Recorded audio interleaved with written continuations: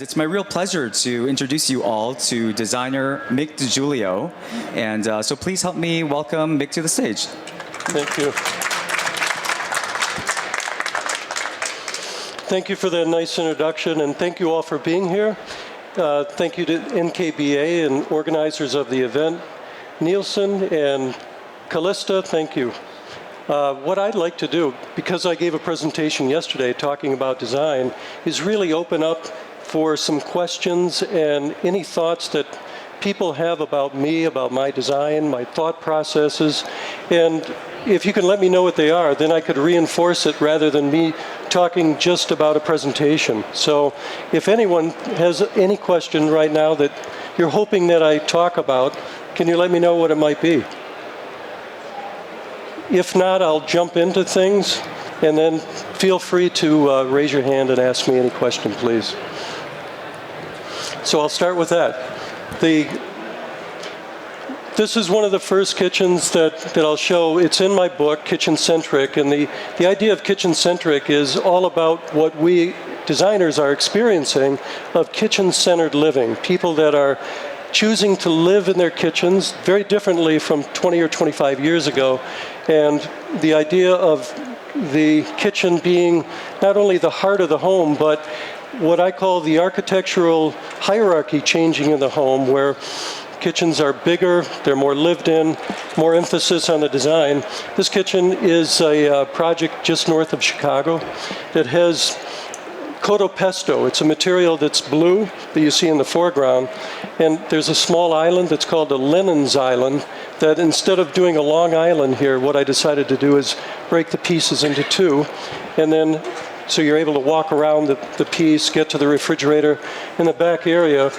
But it also provides an idea for an accent piece in this blue color. One of the most important parts of the design on the left side was this apothecary cabinet, which I designed originally as a flat panel, but then added each one of the drawers having a faceted detail so that those details play off of each other, and it gives a texture that is unexpected in this type of kitchen in the middle of the space. So it's the drama piece. And I talk about in my kitchens how I try to have a hook in each one of the kitchens, something that really draws you into the space. In my book, I talk about the most important aspect of kitchen design is space and light. That I try to design with light rather than thinking about where a refrigerator is set or a sink is set or work triangles, which are all very important parts. I think about how light comes into the space, how I don't want to obstruct it, or how I might be able to increase the light in the space. When I think of what clients come to us with, I kind of categorize there are two different types of clients. Those who bring in wish lists, who are saying that they want spices in a certain way and pots and pans, and they want their mixers, and they want their countertop area. And then we get this whole other category of client who brings in emotion. This client brought in all the emotion. She talked about how she goes to Villa d'Este in northern Italy and how she loved how men dress up for breakfast at the restaurant in the morning, and she wanted the space to feel a certain way. And she wasn't talking about the practical list. I think it's my job to make sure that that list is covered. It's important. But it's also important that those people that bring in that one list get into the emotion of the space. When I look at this kitchen, that's what I think of. I think of my clients who brought the woman of the house bringing in this idea of emotion. When I look at this shot, I think this is a project in Scottsdale. I worked with this client a few years earlier doing a house. They sold that house and they built another house with a bigger kitchen because they realized that this is really where they live. And when I talk about that kitchen-centered living, now they wanted a breakfast nook in the back area. They have a fireplace in the kitchen. There isn't a TV here, but there isn't a nook. Two islands, and you see the islands are separated. Even if the islands aren't separated physically, I like to demass those pieces and having a separate island next to the one island, so it breaks down the visual part of the space.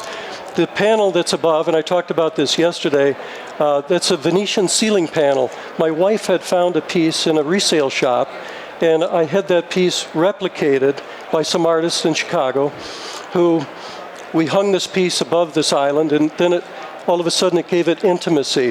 When we deal with a big kitchen like this, we have that lack of intimacy. I think you need to feel in the space, and that ceiling that floats in the middle of the space just brought it down. I'm actually working on another project now where the motif is a little more of a Native American feel. So we have these Native American details on that ceiling panel and some beautiful lights that are hanging from above.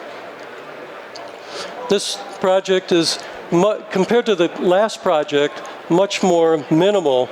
And the idea of the book is that I wanted each project to be very different, so that you would look at one kitchen and not think that the same designer designed the same kitchen. And I hope you look at the last space and look at this space and say, it's completely different, but it still has the same sensibility. The idea here, we have this beautiful range, which is black and stainless steel, very modern cabinets. And what I like to do is use structure instead of all cabinetry and making framework even around what typically would be, and I'll zip back to the shot, what would be used as a technique around traditional cabinets. I like to do it around modern cabinets. So on the base units, that framework is there. And the hood, the inspiration for the hood I thought of is origami. So it's an idea like it's paper and it's folded and it works against the wall and against the ceiling. One of the best parts of the design for me here was the bottom of the hood. I think that hoods can be beautiful even on the bottom, and the light fixtures that we used here became a piece of the detail that added to the overall dynamics of the design. This is a project that's in Atherton, California, just outside of San Francisco. The same concept where you saw on that first project, the faceted door fronts. And this combines a lot of different ideas. The client collected modern art, and I wanted this to be modern. If you look in that center of the picture, in the background, you see some very traditional cabinets. But to the right side, the cabinets are stainless steel. So very simple, super modern, and I love the idea of combining those ideas, combining the materials, but also combining the vocabularies of classical and modern together. And a great space. This was an opportunity to do something really different with the design because it wasn't a real kitchen. It was a party kitchen, so to speak, where it's a showroom for a wood products company. And if you go to the Kallista booth, there's a countertop made in this lychee wood. This is a company in Chicago that distributes those pieces. So it's an antique piece of wood. And I developed this piece, which is a pedestal for the kitchen, which is not typical in the kitchens, of course. But one of the reasons for that was I didn't want to take the countertop and make a sink cutout in that piece, which is a 75-year-old piece of antique wood, of lychee wood. The inspiration for that shape came from a movement that was in Italy. It was called Bullitism in the late 80s and early 90s. And the concept in Italy meant hurtling objects. So this idea of dynamic shapes and forms that look like they're moving, along with the idea of using polished stainless steel, which creates movement because when you move in the space, you see the reflections. And another project which is diametrically opposed to the last project, but still the same ideas, clean, simple. I think it's always hard to express restraint in the designs that we do. And one of the ideas here, the client came to me and wanted all the color to be one white color for the walls, the trim, the entire house, for the cabinetry, ceilings, everything was one color. But the way the light played off of each one of the surfaces created a different color in every room, really. Another project in Chicago. One of the most important parts of this design is the hood, because the hood is done in this faceted shape that I call a knife-like design.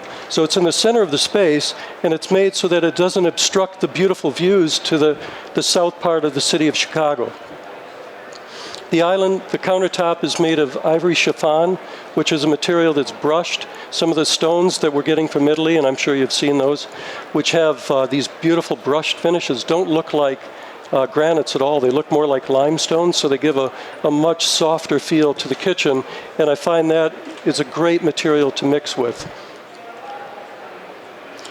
And another project which is in Monte Sereno, California, and completely different from the last kitchen.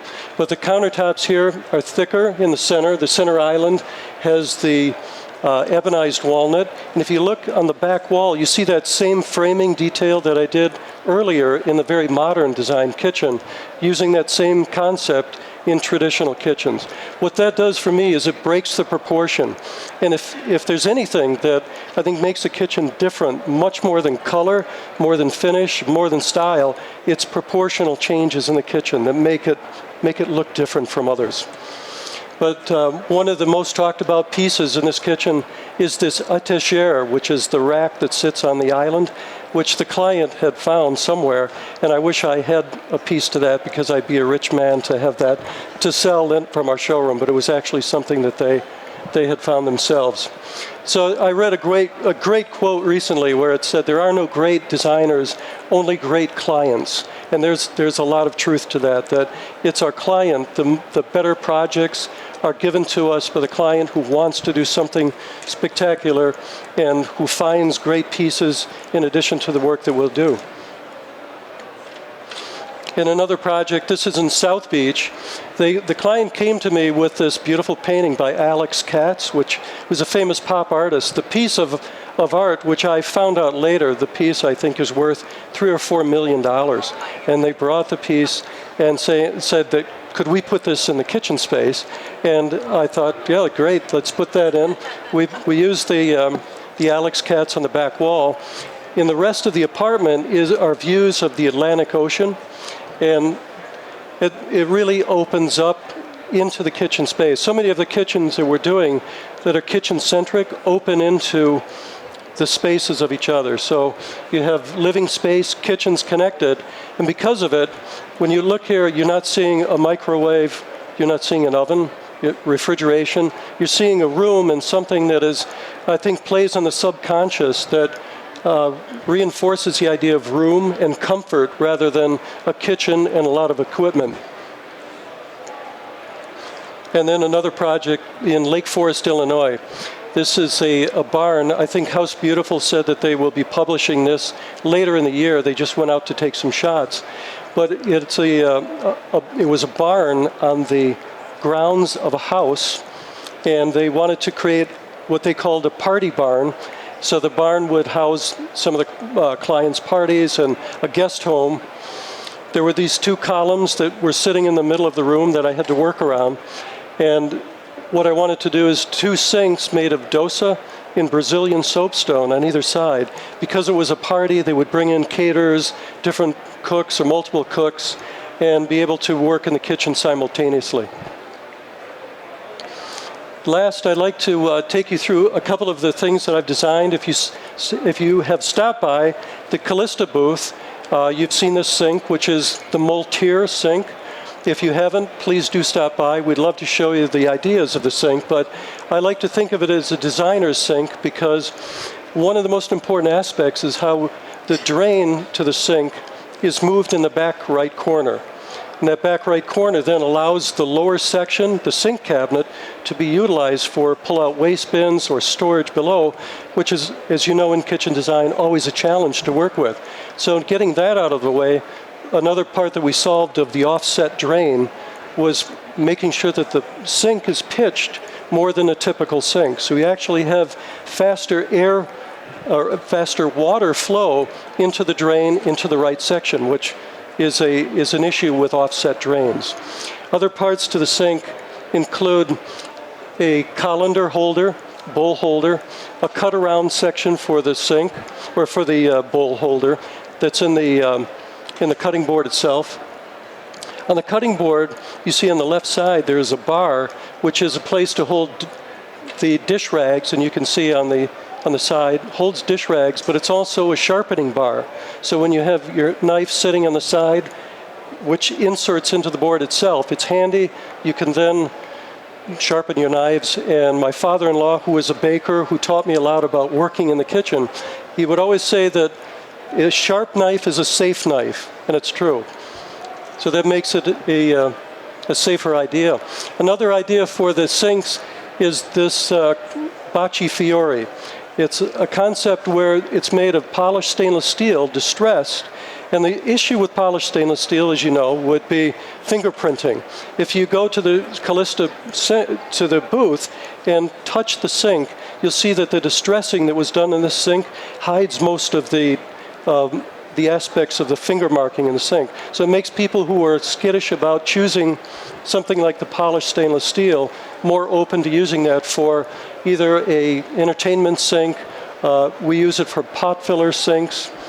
And I think polished stainless is just one of the new beautiful pieces of jewelry. And another product line that I introduced earlier, it's been a very busy year, but in January in Cologne, Germany, there's a show. They had the Living Kitchen Show as part of the International Furniture Show, which is in Cologne, Germany. It's every other year, opposed to the Milan show. And this was the new product line that I developed for Simatic, which is a makeover to the original Beaux-Arts concept that was introduced in 2006. So this is the new idea. And the new idea for Beaux-Arts incorporates some different ideas compared to the first Beaux-Arts. One is the idea of asymmetry.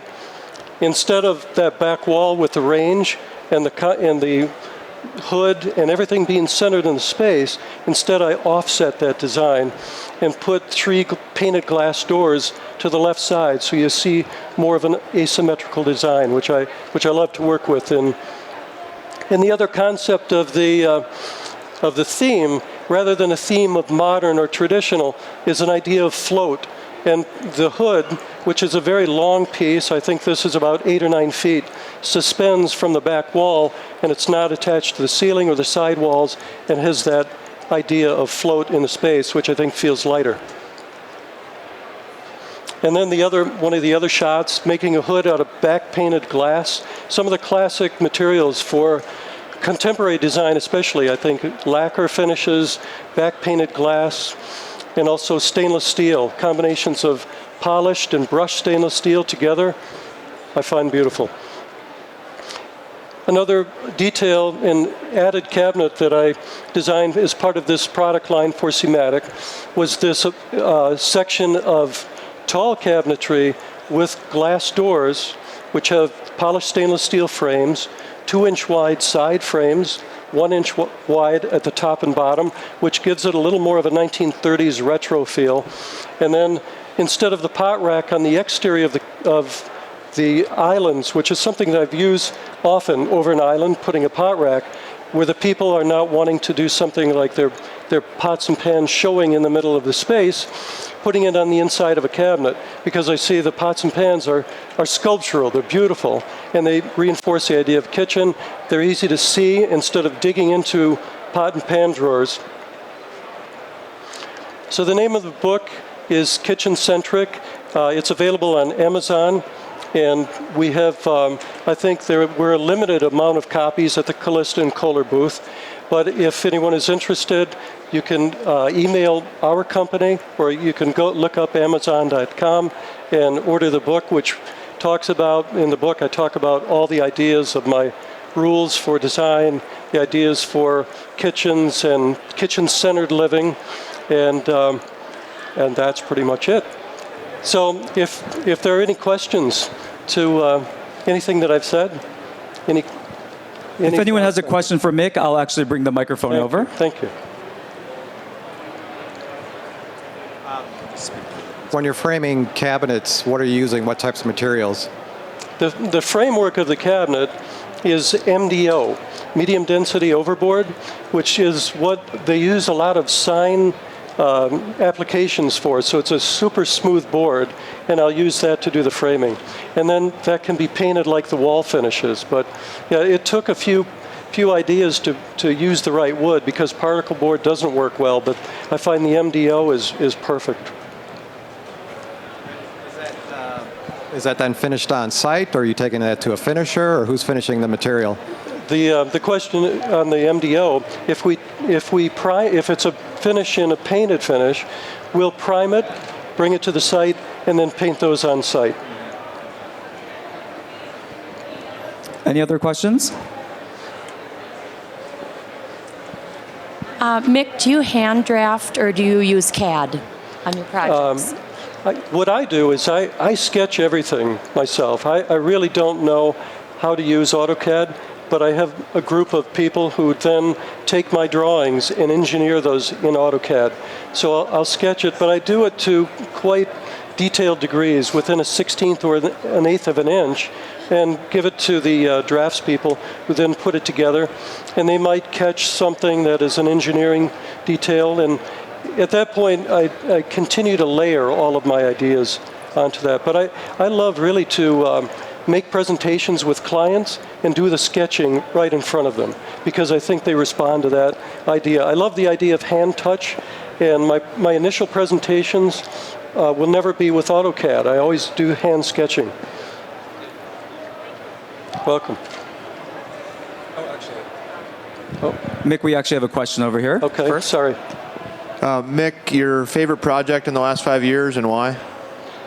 Let's see, favorite projects, a couple of favorites. One is, of course, Kallista, working with them. In the last 2 years, it's really been eye-opening about the way the industrial designer thinks, the knowledge of things like drains and degrees of pitch, and having access to all of that was unbelievable, because I usually don't work with that idea. So that's been a great time for the last couple of years. Another project, working with Thematic, with the Beaux-Arts line, because with Beaux-Arts, it forced me to think internationally, rather than just for my own backyard, thinking about what would someone in London or New York or Rome think about this design. And the thing that I'm sure we all face in design is you make presentations to people, and especially of new ideas, it's very difficult to get those new ideas across, especially if it has not been done ever before. I remember making the presentation to Thematic for the Beaux-Arts line in 2005, and I presented to them, and they said, in Holland it'll probably work, but they said in Italy this won't work, because in Italy they like very straight, clean, simple, puristically modern designs. Well, when I was there in January, they came up to me and said, officially, Beaux-Arts is #1 in Italy. And it took about 5 years. And the reason for that is, how could they know if they like it if they didn't see it?